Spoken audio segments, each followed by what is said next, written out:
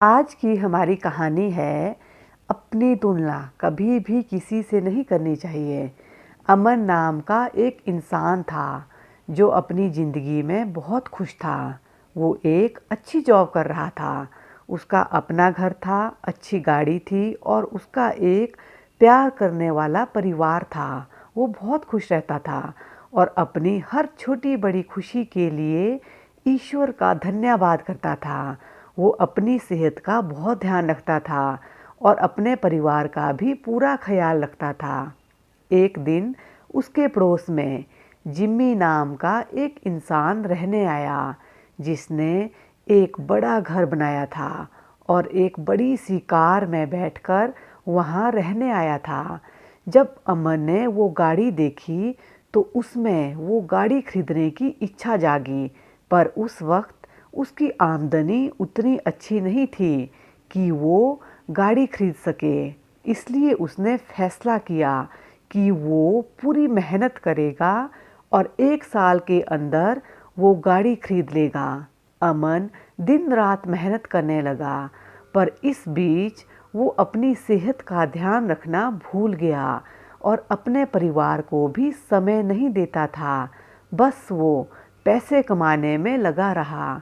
1 साल पूरा होते ही उसने वो गाड़ी खरीद ली। मगर हुआ क्या जानते हैं? जिम्मी तभी उससे भी बड़ी और महंगी गाड़ी खरीद कर ले आया। तब अमन बहुत निराश हुआ और फिर से मेहनत करने लगा जिम्मी जैसी बड़ी गाड़ी खरीदने के लिए। इस दौरान वो अपने परिवार के प्रति बहुत लापरवाह होने लगा, जिससे उसके परिवार में तनाव बढ़ने लगा। साथ ही साथ अमन की सेहत भी खराब होने लगी। पर अमन पैसे कमाने की धुन में लगा रहा और 1 साल पूरा होते ही वो जिम्मी जैसी बड़ी गाड़ी खरीदने में कामयाब हो गया। जैसे ही गाड़ी खरीदकर अमन घर आया तब उसने देखा जिम्मी एक बहुत ही शानदार और बड़ी सी नई गाड़ी लेकर घर आया है। ये देखकर अमन हैरान रह गया। वो सोचने लगा कि चाहे जितनी भी मेहनत कर ले वो जिम्मी की बराबरी नहीं कर पा रहा है। इस दौरान वो अपनी सेहत खराब कर बैठा है। अपने परिवार में तनाव आ चुका है। ना उसने खुद को समय दिया, ना ही अपने परिवार को समय दिया है। सिर्फ और सिर्फ पैसों के पीछे भाग रहा है।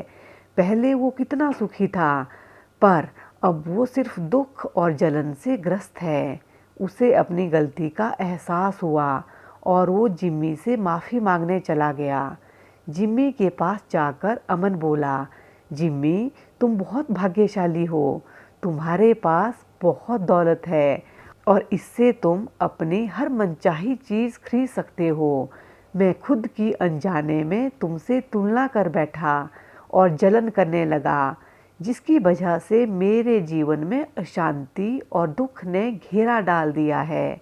मैं सोचता था काश तुम्हारी तरह जिंदगी जी पाता।